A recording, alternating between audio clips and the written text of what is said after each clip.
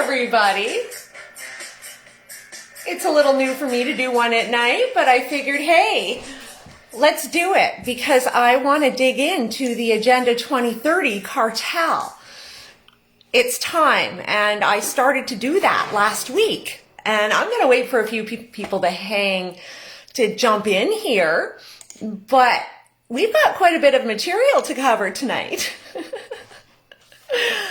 I just couldn't sit on it till tomorrow, and I got all the material arranged, and I'm kind of going to do what I've been doing, and that is just start plowing you with footage that I've arranged, and we'll discuss what's going on right now. And again, the Agenda 2030 Cartel, the people invested in keeping us locked down.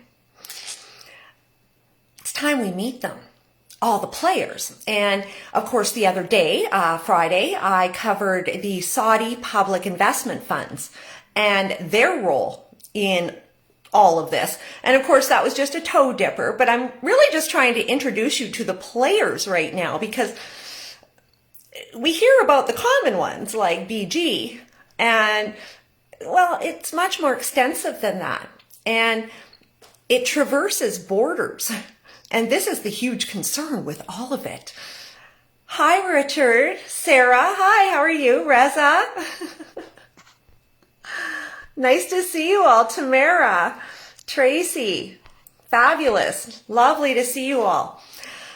Yeah, a little different to do something on Sunday night, but this, well, I need to close another 20 windows on my computer.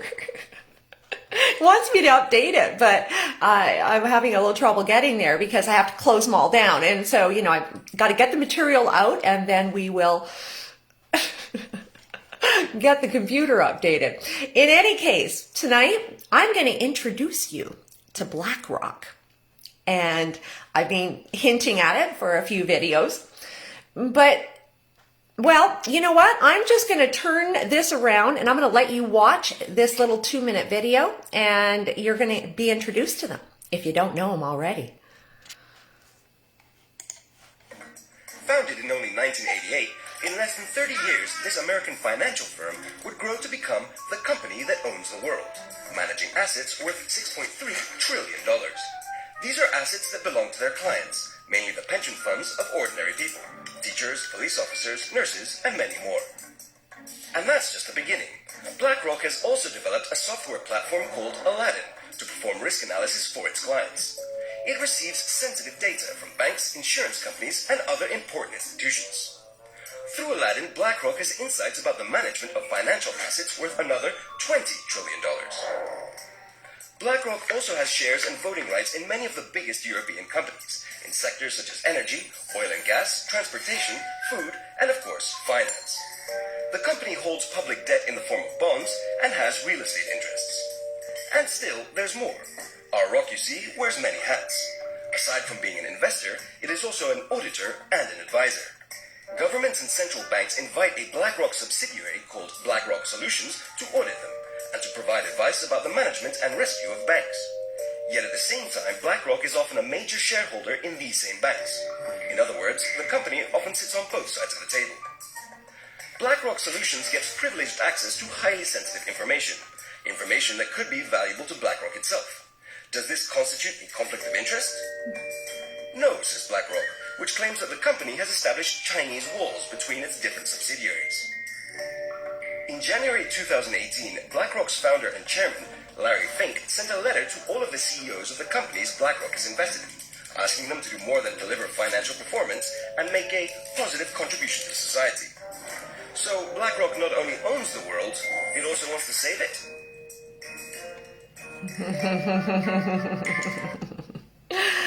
And there you go with your little intro to Blackrock. Hi, Michelle. How are you doing? Bill, Jennifer. What I'm learning about this company, and well, you know what, I'm just going to show you because I thought, well, let's look at their investors. The companies held by Blackrock, or again, Blackrock is investing in. So here we go. Let's turn her around.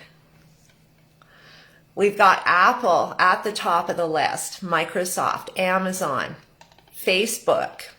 Okay, so again, censorship is an issue. Alphabet with Google, and then YouTube, of course. Tesla. I've had a little speculation about Elon Musk because on the Giving Pledge, which is Bill Gates' site for all the richest people in the world to leave their fortunes. He is suspiciously, his name is there, but his bio and everything is suspiciously missing. Now this is where it gets interesting. We've got Johnson & Johnson, right? That's a little scary. Berkshire Hathaway, that is Warren Buffett. And then as we go down, JP Morgan, MasterCard. Okay, so now MasterCard, I know, was one of the first companies that they're talking about the social credit system. So they're all in there. Procter & Gamble, we've got Disney, Alibaba, PayPal, Home Depot, Adobe, Verizon, Comcast, Merck & Company, Netflix, Coca-Cola, Bank of America, Intel Corp, PepsiCo, Cisco Systems, Pfizer, interestingly enough. Now, Pfizer, we've got to remember, has been exchanging sovereignty in Latin American nations for vaccines. I've covered that. Abbott Labs, Salesforce. Now, Salesforce is interesting because over the years, I've seen their people really seriously misdirect people about the truth, which is interesting. iShares. Now you're going to see iShares pop up in a few places. And then of course Nike, Walmart, Medtronic, Nextera, Qualcomm, ExxonMobil, Texas Industries, Broadcom, Amgen, McDonald's, Costco, Chevron, Bristol Myers, Eli Lilly. Now that's George Bush, right? Or it used to be in the day when I was researching them back in 1997.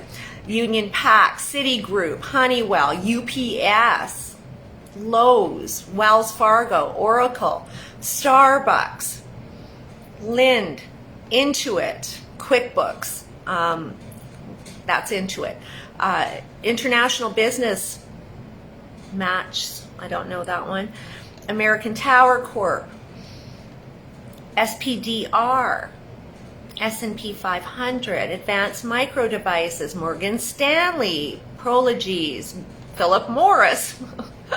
That's interesting. Intuitive Surgical Inc., 3M, Anthem Inc., Raytheon, Blackrock Inc. Now that's this entity is absolutely massive and it is so confusing, but that's something we're going to come back to at another day. Zoetis, Boeing, Applied Materials, Target, Charter, Caterpillar, Gilead Sciences, Booking Holdings, CVS Pharmacies, Stryker Corp, General Electric, Fidelity, Lockheed Martin, interestingly enough, Cigna Corp, Vertex, Autodesk, American Express, Newmont Corp, Becton Dickinson, Goldman Sachs Group. In any case, I can go on, and what I'm going to do is in the comments, I am going to leave all the homework links so you can follow it up. I like this site, holdingschannel.com, because I can get to all of their holdings. FedEx is in there, Equinix Inc., Square, Chubb, General Motors. It goes on and on. Now, the thing is, we all wonder how all these corporations are cooperative with the mask and what we know about the vaccine coming up. Well, this is why. Because Blackrock is into everything. Everything. Now, interestingly enough, you know what? We'll go back to Larry Fink. He is the president or CEO. But I've got another little piece I've picked out. And this was done in the spring of last year.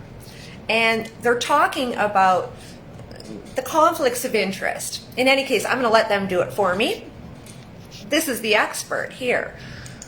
As the country is distracted by coronavirus and numerous ongoing protests, another too-big-to-fail asset manager which handles over $7 trillion in direct management and another $20 trillion through their proprietary software, Blackrock, is coming under scrutiny by one investigative author, and she's calling for them to be broken up under antitrust laws.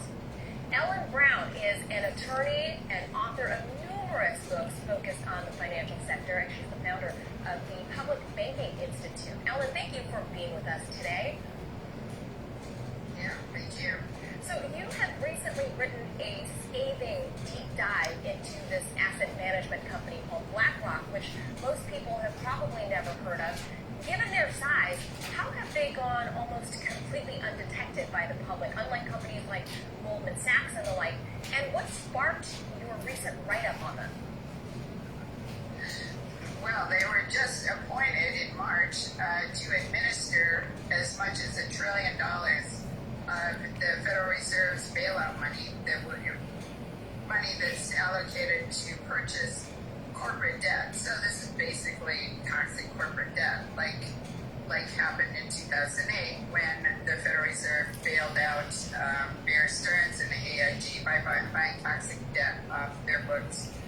And BlackRock was set up then to manage those sales, and so that's one reason they got the job. But this was like a no-bid contract to deal with a lot more money, in this case, up to $1 trillion. And BlackRock's main business is exchange-traded funds, or that's their main profit maker right now. And they are the biggest exchange-traded fund manager in the world. They and two others are the three big ones, and they have a controlling interest in every single big corporation in the country. And so, and exchange-traded funds they manage, or they are invested in by pension funds and other funds, and the funds generally control the stock market. So in effect, BlackRock controls the stock market.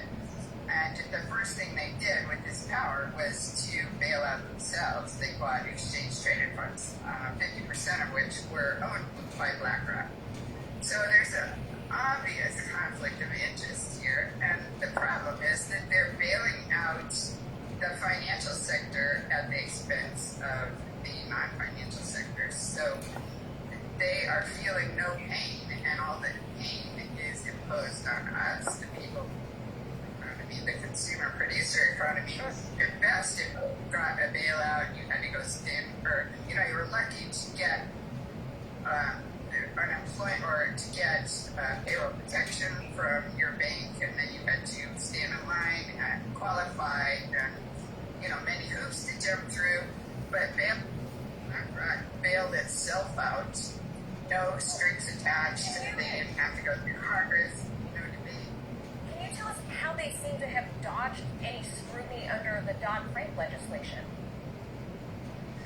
Well, the argument was that they're not a bank, which is true technically, but they're a shadow bank. They do many of the same functions as a bank. They don't leverage like 10 to 1 as a bank does to create money on its books, and they don't use depositors. They don't take deposits, they're not FDIC insured, and they say that they're just a passive asset manager, so they're not. But in fact, they vote the shares on all these stocks, and the exchange-traded funds were in trouble in March. In fact, 40% of those very volatile trades in March that were taking down the economy were exchange-traded fund trades. So they were instrumental in this market volatility and market collapse. So the argument, they had to bail out the exchange-traded funds to bail out the whole market. So they are obviously systemically important, systemically risky, and they should be regulated. Now, you also say that BlackRock is exploiting the pandemic. In what ways are they doing that? The financial crisis actually started a year ago, at least. Everybody knew we were in a bubble, stocks were priced, and all it took was a pin to break the bubble, and central bankers were meeting in August, as they do every year in Wyoming, and the theme of it was how they had lost their tools. They had no more tools left to manage to stimulate the economy if we went through another recession. So BlackRock actually made a proposal that is what was done when we did have this collapse. So everybody was expecting a pin sooner or later, and the pin turned out to be the pandemic. So they were able to say, well, it was a pandemic, nobody expected it, and so we didn't expect to need this bailout, but, we have to do it because we got to save the market, which is true. I mean, if the market went down, it would be like 1929, but this should be prevented ahead of time. I mean, we need regulation in there that, keeps this from happening, or at least puts strings on any bailouts that happen. Sure. It was, yeah.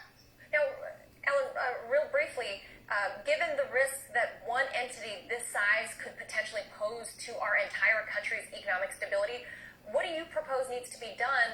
And do you fear that we are going to see another crash like 2008?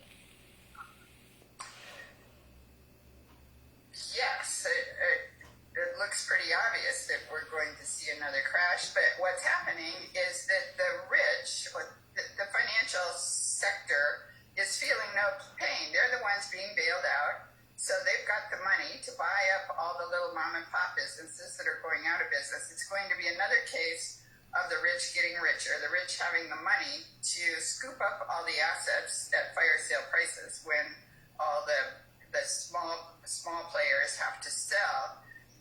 And we need some sort of a system that the public interest much better. And I've written, articles and books. It's kind of complicated how we would do that. Okay, I'm just going to leave it there for now, but it's pretty sketchy. And our futures are hanging in the balance of Blackrock. Now, they talk about two other entities. Now, the other entity I'm going to be introducing, and you're going to see, is, of course, Vanguard. I mentioned that. And the two of them are in just about everything together. It's interesting. So, in fact, they're acting like a cartel, and it doesn't, they're all invested in the same stuff. In any case, we're going to move on to a little article that I came across. And this one, okay, so like that film there, that was from, July 2nd, 2020. Okay, so that was early into this. Did you hear anything about that? Probably not. I didn't either. Hi, Riley, Brittany, Vic. Okay, so this one, I'll just flip you back over and we're going to read through it. Blackrock, an investment advisor that primarily markets and manages index funds to millions of passive investors, let me open that a bit, around the globe, has become a leading shareholder activist. Based on the extremely large amount of assets it has under management, which is 7.3 trillion, its importance as a shareholder activist cannot be overstated. BlackRock's shareholder activism is reflected in its rhetoric disclosing objectives of its activism, shareholder voting, and engagement, direct and indirect communication with portfolio companies. An issue that I address in a recent paper is whether the fiduciary duties of a manager of an employee pension benefit plan under the Employee Retirement Income Security Act of 1974 extended to BlackRock's delegated voting authority and shareholder activism that it empowers. The issue has been little examined in academic literature, but the concentration of shareholder voting power in the hands of a small number of investment advisors makes it ripe for study. BlackRock, like its major index fund rivals, Vanguard, and State Street Global Advisors, the big three. And again, I don't know that they're rivals, has enormous proxy voting power, but no underlying economic interest in the shares that it votes. This relatively new development is the result of both the large movement of assets into index funds of a relatively small number of investment advisors and the industry practice of mutual funds and electronically traded funds to delegate voting authority to the respective investment advisors. Blackrock has centralized, oh, isn't that interesting? They've centralized this voting authority in an investment stewardship team of relatively few professionals. BlackRock has approximately 45 professionals globally, with only 21 based in the US, who are on an annual basis responsible for voting tens of thousands of proxies and engaging in various matters with the management of hundreds of publicly traded companies. Therefore, at many public companies, BlackRock's investment stewardship team may now control the fate of a shareholder or management proposal, whether a nominated director receives a required majority of votes to remain on the board of directors, whether a proxy contest succeeds or fails, or even through engagement with the company's management, how the company conducts its business. Now, that's kind of interesting because that's kind of like how in China, the government, the CCP, you have to have those CCP policies built in. In BlackRock CEO Larry Fink's 2019 letter to CEOs, he explained that BlackRock's shareholder activism was primarily a way to market its investment products to millennials, a group that it believes sees the primary objective of business as the improvement of society rather than a generation of profits. In Fink's 2020 letter to CEOs and in companion letter to clients, he announced how BlackRock will implement its millennial marketing strategy. Okay, so this is where I'm seeing Agenda 2030. First, BlackRock will dictate what a public policy stakeholder relationships should be, requiring its portfolio companies, virtually every public company, to disclose data on how each company serves its full set of stakeholders. Moreover, non-compliance is not acceptable. According to Fink, we will be increasingly disposed to vote against management and board of directors when companies are not making sufficient progress on sustainability-related disclosures and the business practices and plans underlying them. Second, he announced the launch of a large number of new ESG funds and a refocusing of shareholder engagement to put a greater emphasis on stakeholders who are affected by climate change and gender equality. Again, I'll put your homework in the comments. But isn't that interesting? They are actually, the sustainable goals have been adopted by our respective governments all over the world. They have. And if you are a developed nation like Canada or the United States, this is what we are now engaged. But BlackRock, interestingly enough, they are the non-yielding entity in dictating to all those companies how they do business from now on. So the companies that were resistant, well, they're going to be replaced. Now, interestingly enough, in 2019, I saw a list a while ago, 2018, 19, and 20, how many CEOs were gone. The PEI Health Board, for example, just as an aside, they entirely resigned in one fell swoop. Now, those people had been there for like 20, 30 years. They've been there for a long time. So it was quite significant. These swaps, so whoever wasn't playing ball at this point with BlackRock dictating is now shifted into gear. So there you go, the mask, the unyielding, and then of course the build up to it. And then now where I even had people in corporations wearing not a mask, they're being told not. I had people at Canada Post wearing them, and now they're provided with their own masks from China. Thanks, Canada. Nice to support your local business. But no, this is ridiculous. this is how it's going. Now, I want to introduce you now to, you know what, I'm just going to show you Vanguard here quickly. And again, I haven't dug into them yet. That's all new. But of course, we just went over Blackrock. Take a look here. We've got Apple, Microsoft, Amazon, Facebook. Isn't that word for word? Tesla, Alphabet, Johnson & Johnson. The addition here is Berkshire Hathaway. Oh, so no, Berkshire Hathaway was on the other as well, on Blackrock. Visa, JP Morgan, Procter & Gamble, Disney, MasterCard. This is just about like an identical list to the holdings of Blackrock. Netflix, Coca-Cola, Merck, they're all, Pfizer, Abbott, all there. Salesforce. It's wild. Okay, now I thought we would just bring up Bill Gates' Cascade Investment Advisors. This is his holding company. And of course, here we are again. Apple, Microsoft, Intel, Applied Materials, FedEx, Walt Disney, Amazon, Com Inc. That's odd. In any case, now this is fun. Nutrien, Saskatchewan's Nutrien. Now you got to remember, Bill Gates, that whole We Charity scandal.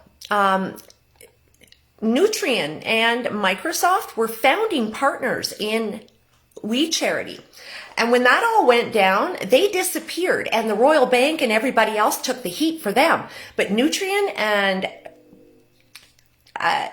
Bill Gates and Microsoft sort of dove under the radar. I've got screen recordings from that. I'll show you one time. In any case, as we go, it's the same players. Same ones, microchip technology. Johnson & Johnson there. Well, I bet you we got Pfizer down here too.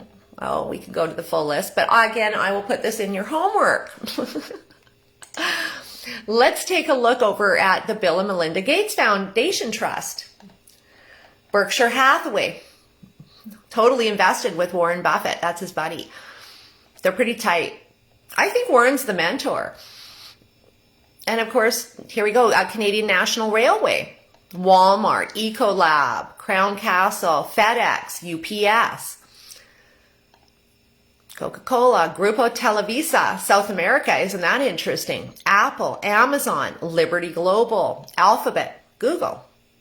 So again, Uber. And again, we could go to all of their holdings, but I imagine that list is going to be pretty duplicate. But I'll be again going through all this just to understand. And Berkshire Hathaway, oh, there we go. There's a few different ones, or maybe they're just different in the list in different orders. But anyway, Apple is right there. Interesting that he's not, I'm sure Microsoft has got to be down there.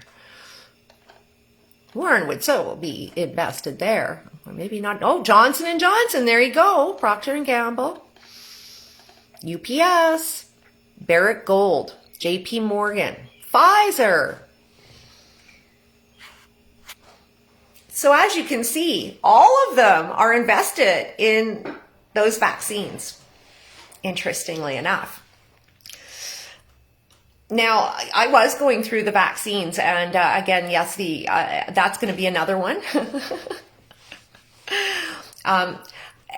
The worry there for me on the vaccines or the gene therapies are the fact that genetic technology, I understand about GMOs, and it's all about ownership. And the fact is that once that company is injected in you,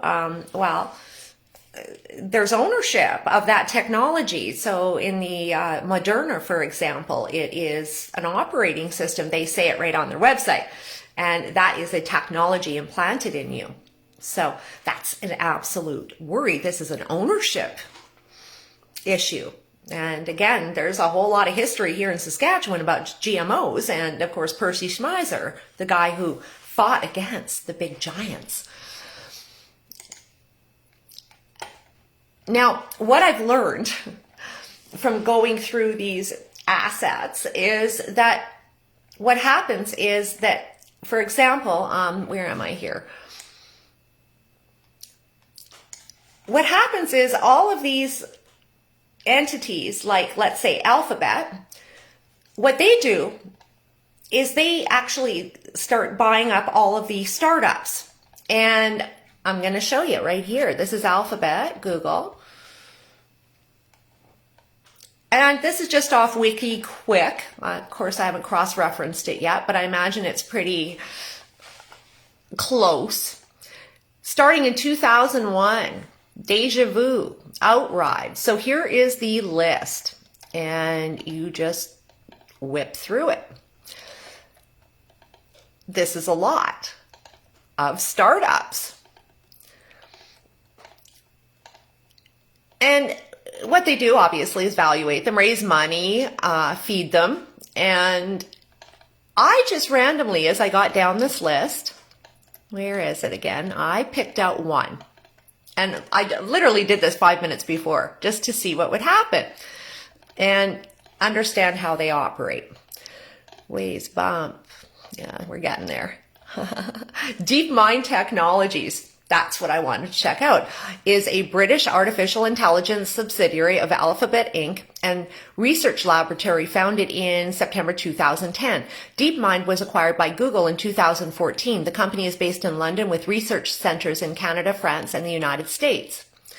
Okay, so they acquired them in 2014, and then I just randomly pulled this one up. This is from December 17th, 2020. Google waives 1.5 billion DeepMind loan as AI costs mount.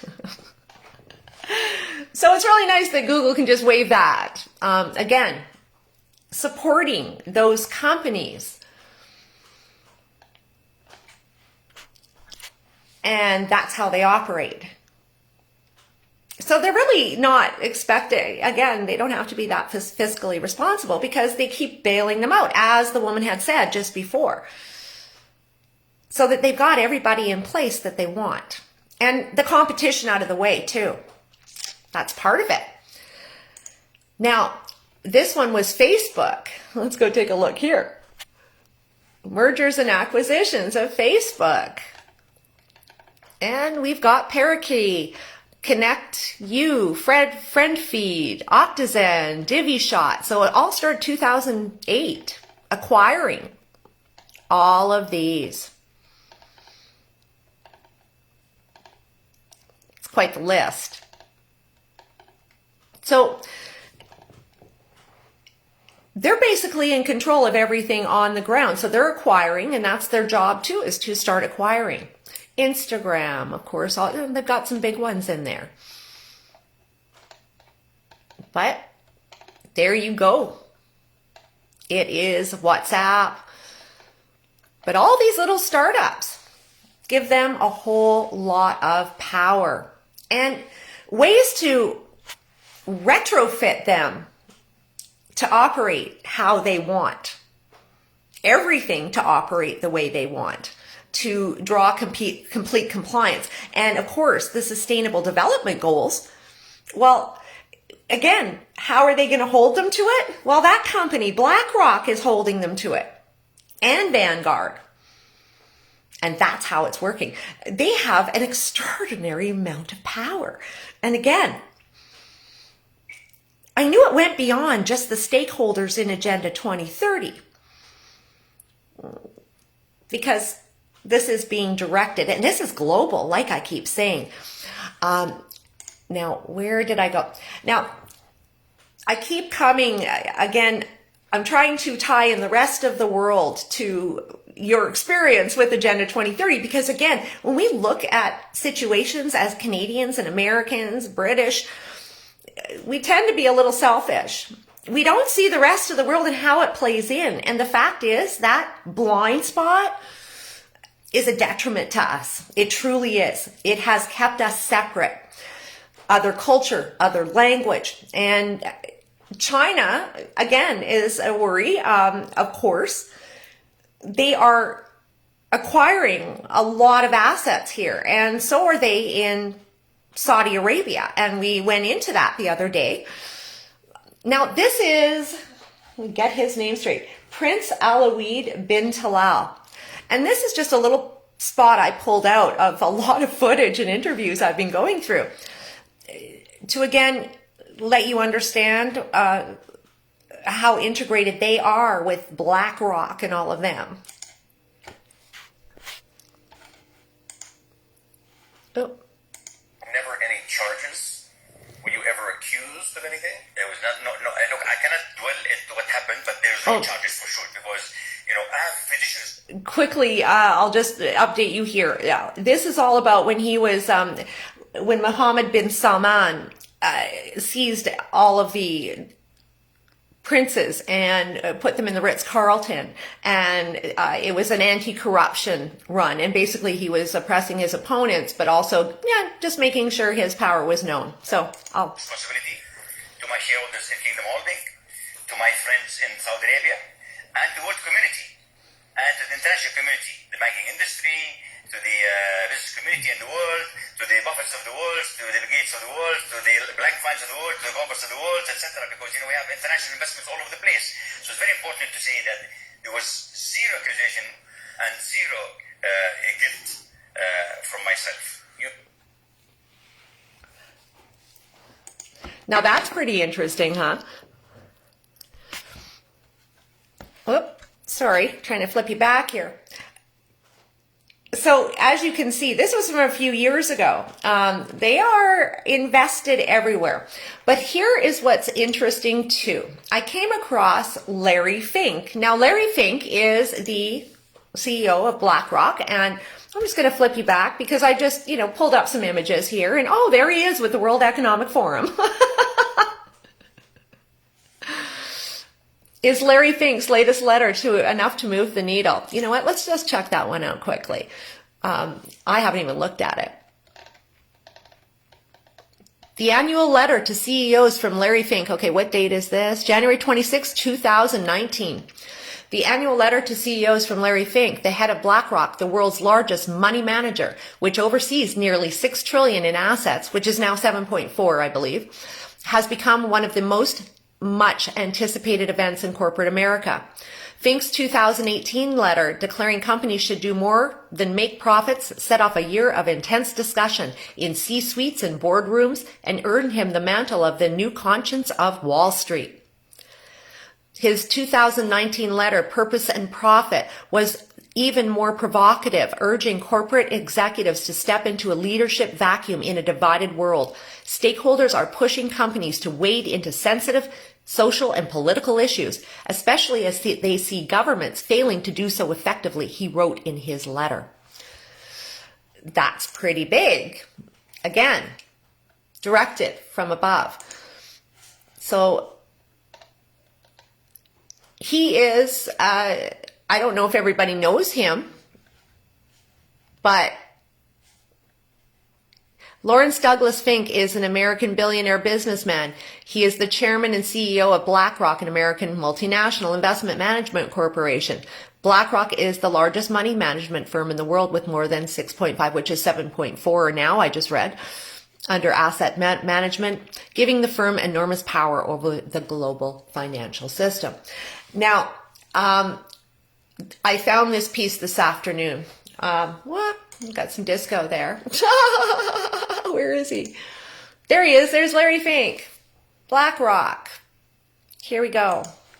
If there is a comprehensive trade agreement between the U.S. and China does indeed reduce its trade surplus for the United States, which is one of the main objectives, China does not need to then sterilize its currency by buying U.S. treasuries. And so this is going to be a big issue, and no one is talking about that at all. China owns about $1.2, $1.3 trillion of U.S. treasuries, which represents 5-ish% of our outstanding stock of debt. But if we have more, if we have a trade agreement that brings the trade deficits down or their surplus down, they don't need to own these treasuries. So are you saying a trade agreement with China is going to drive up treasury yields, or should? Well, We'll see if that's the outcome. It will reduce their demand for U.S. treasuries. Well, supply. Okay, so you just heard that right there, that they have 1.2 or 1.3% of the U.S. Treasury, or sorry, 5% of the U.S. Treasury. That's insanity. And again, this is where governments, particularly like Saudi and China, of course, it's state. So in their funds, and again, in any business emanating from China, you will have CCP policies infused. Of course, Middle Eastern, I'm sure we have the same thing we're dealing with.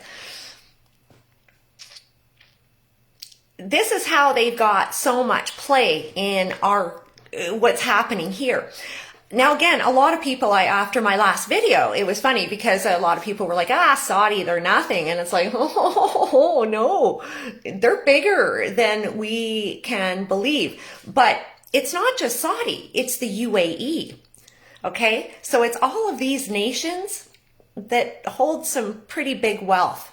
And I think Blackrock manages about 1 trillion for the Saudis alone. Now, again, you get the UAE in there. And of course, it was Maktoum, and I'm going to show you a piece next about him. Well, it was footage I just found. The Global Government Summit, it's been going on for a few years. Guess where? Dubai.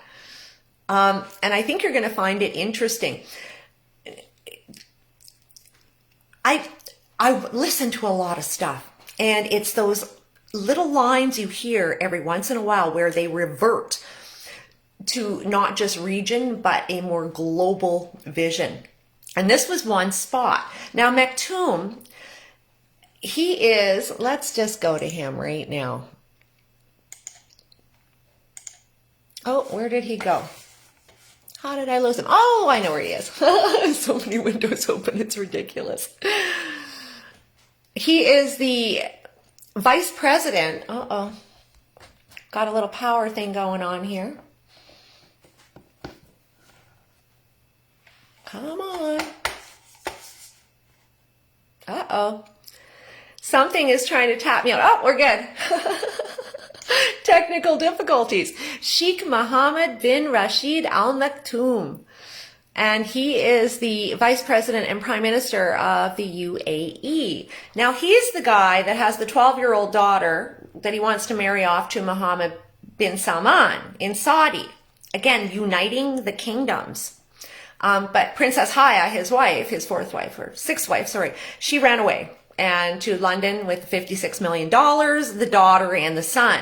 And they are now duking it out in British courts. She doesn't want to give up the daughter. So interestingly enough, now this guy, I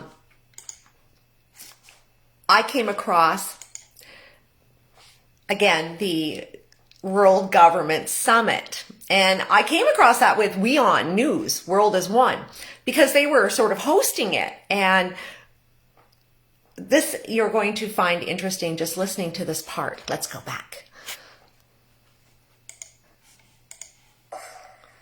الحضارة وهذا يبقى شغل منا كلنا ولكن كل واحد يحط وصفته عليه. طبعا هذا يدفعني سؤالك سموك من خلال رصدنا في عالم الأخبار لهذا المحيط المضطرب صاحب السمو بصراحة هل أنت يعني متفائل بمستقبل المنطقة؟ Let's just stop for 1 second. Let's look at that audience again. It's mostly people from that region there.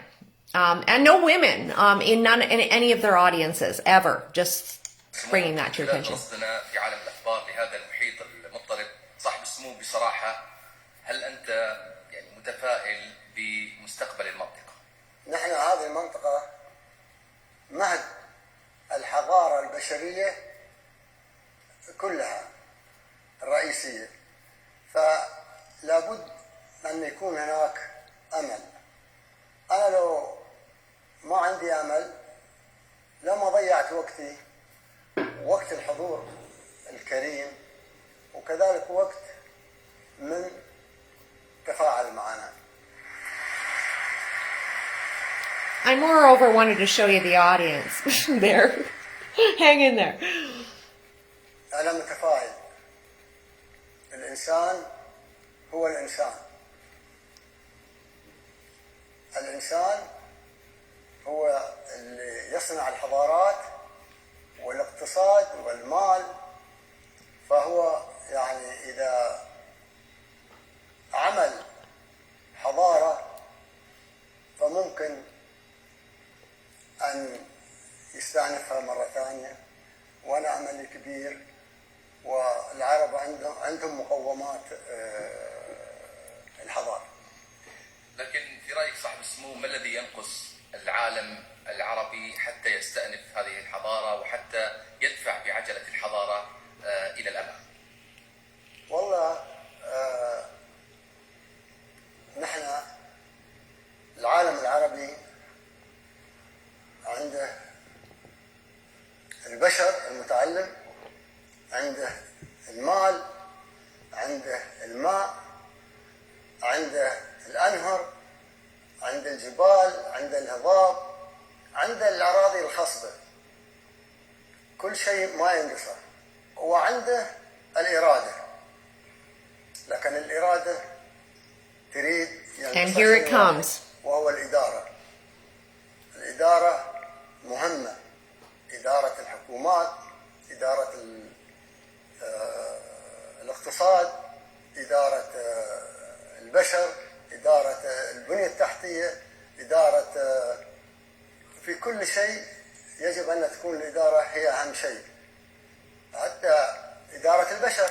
And here we've got it. حتى إدارة الرياضة. Again, I'll put this in the comments for you to go back, and people management. Not only, this is a world government summit. So this is all about the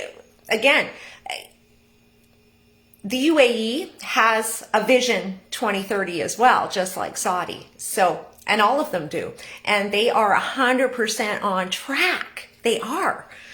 They're not missing a beat. Again, it was about 2 months ago, I did a video where in the UAE, you could not fly if you were over 70 years old. Anyone with ill health or chronic diseases not allowed to anymore. Again, now that was a safe society already, but the safety has clamped down. And again, I mean, looking at that audience, there's no women, none, no representation whatsoever in the new world government, as you can see from all the participants. Now, again, in the roster, there are women speaking, and it's interesting because there's some Western women there. But the fact is, the audience, again, and the participants, there's no women. Because in those societies, the women are not permitted. They can announce on the stage someone, and that, again, it's a second-class citizen. And these are the visionaries guiding the world. And they're pretty clear that they were the cradle of civilization. And I believe they feel they have a duty to it, to the promotion. And again, Neom, the city that's going to start it all. And again, with an admitted biotechnology program to make people stronger. You won't be getting into Neom without the vax. That's for sure. Not even as help. I know somebody in the UAE who they got letters, all the employers. Most people have, nannies and all of that kind of thing. And they were given letters that they would have to pay for weekly testing for all of their employees. And of course, that was the push to the vax, right? Control absolutely everything, Mike. Yes, those of us who have lived abroad have been telling tales of this for decades. I've lived abroad too. Yeah, it's true. I just never, again, I always heard Agenda 21, again, but every year, you go, well, nothing's happened. I was seeing it, of course, with Airbnb and my experience with that and certain entities. As I went through a lot of these stakeholders, like, for example, like Blackrock, they have, stake in Wix, which is my website provider. That's not good. GoDaddy, domain names where I usually buy them. Well, don't really want to do that anymore. So we're going to have some, again, retrofitting. But the fact is they are literally holding us hostage. And it's all of these companies in a consortium of sorts, guided by Blackrock, within the goal structure of Agenda 2030, that are keeping us and invested in our imprisonment and the revocation of our freedoms as we've known them in the past. Mike, I've lived in 5 Islamic countries. They told me you're only here to train us to take your kids' jobs. Yeah. Unbelievable. It's not a joke. It's not a joke. And they're prepared to, again, coming from our country, again, we don't have this attachment to religion like they do. And when they're called to something by Allah, they do it. And they absolutely work towards the common goal of the state. They do. It's different than us. In China, of course, it's the same thing. Again, this is totalitarianville, where there is no choice in the matter. It's crazy. I've known people who've lived in Islamic states, and of course they've had to live in compounds. I'm sure you had to do that for safety. And I've never had a desire to go to an Islamic country, full-on Islamic. Why? Because again, I'm an independent woman, and I don't really. When I was younger, I was absolutely against the hijab and the face coverings and all of that. Now I understand it a little more. I do, because again, a lot of these women believe that, again, they've been taught to believe that it's for their safety, and again, it's for if they are conservative Muslim, ultra conservative, then again, it's part of it. It's something you don't question. And well, I would be one of those disturbing women that was sent off to the loony bin because I was always asking why. And that's just something you don't do there unless you flee. And I've watched actually a woman, it was Qatar. Qatar is wild because there they actually... she worked, her parents or her dad was in the military. And again, she couldn't not go out fully covered. She had no freedom whatsoever. And they went on a family vacation and she escaped and flew to London. Just recently in Qatar, I didn't even know about this, but this was in the late fall, I believe. And 4 airlines landed, and a woman from Australia had to overnight in Qatar with her husband. And they got back to the airport, got on the plane to go home to Australia. And this was during the pandemic. And they, all of a sudden, apparently there was a baby found in a garbage. And they literally, the forces came on the plane, removed all the women, including 19 women from Australia. So 4 planes worth, all the women got off. They wouldn't discuss it. They wouldn't tell them what it was about. It was absolutely petrifying, terrifying. And it was because of this baby found, and they wanted to find out who did it.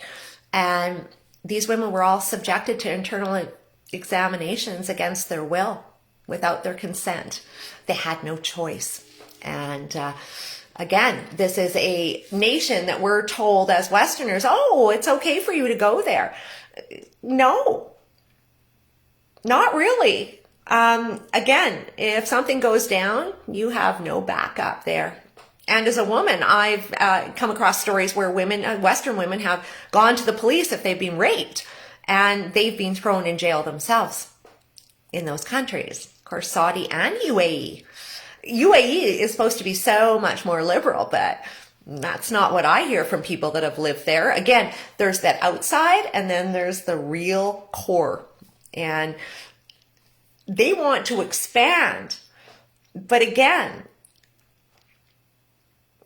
you're surrounded there. Now, I know these nations, UAE and Saudi, are both working against that extremist terrorism, truly, because it doesn't serve them. And it doesn't serve their agenda for becoming the new Europe of again, that's their goal. They have ambitious goals. It's crazy. Hide your most valuable assets, basically. Yeah. I thought it was interesting just to get into Blackrock tonight because, again, that's something that people can start following up. And you start clicking into those companies and you're going to have your mind blown. I know temporary foreign workers that have jumped from third-story windows and escaped to their embassy. Mm-hmm. You know, I was in Africa and I was in a region that was going to be apparently pretty hot for militants, Islamic militants. And it was interesting because, well, that's sort of when I discovered that, and I still believe that the national parks are just really protecting natural resources. The first thing we saw in Alberta when the measures came down was this whole, a number of parks being closed and again, off limits to the people. And that's never happened here. And in that area, like I was in all sorts of villages, like in the middle of nowhere. Like I was the first white person that like a lot of the kids had seen. It was wild. And in those areas, there were Christians and Muslims living together absolutely harmoniously. All the kids playing together. It wasn't what I thought I was going to walk into at all. And it's interesting how it works when you get on the ground and check it out. But again, there was all those groups around, stealing children. And again, then they're in the army and then they're taught to fight against their own. This is a very dynamic area, obviously, and highly volatile for sure. But again, as you heard Prince Alawid bin Talal say, they're invested everywhere. Everywhere. I've got a lot of footage of him. He's a pretty interesting guy. And again, he's the Kingdom Industries, which is another huge company there. So when you start to add up all of these funds from the Saudis, and then of course, then again, all of the entities, it's just massive, absolutely massive, mind-boggling. And again, Blackrock is their go-to. Bill, Warren Buffett, that's the club, or a lot of it. And again, China is in there. Truly.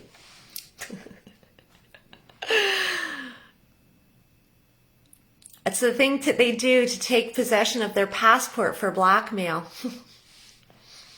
When I was in Uganda, these guys wanted, like I was on bodas, I was on the back, and they were taking me into these very remote areas. And it was funny because it got to the end of the week and they were fraud. I knew they were. It was one thing after another, and I spent a lot of time following information up, and luckily I met a guy from the UK who had lived in that town and had been back and forth for a couple of years. So he knew the lay of the land really well, and thank God for him, because I got clued into a lot of crazy scams, and I was kind of in the middle of one, and it was about 40 people. Like, they're all involved, but they don't really understand what they're doing. And this is what by the end of it, it was an absolute, I was afraid I wasn't going to get out if I told them that I wasn't going to promote them to the investor.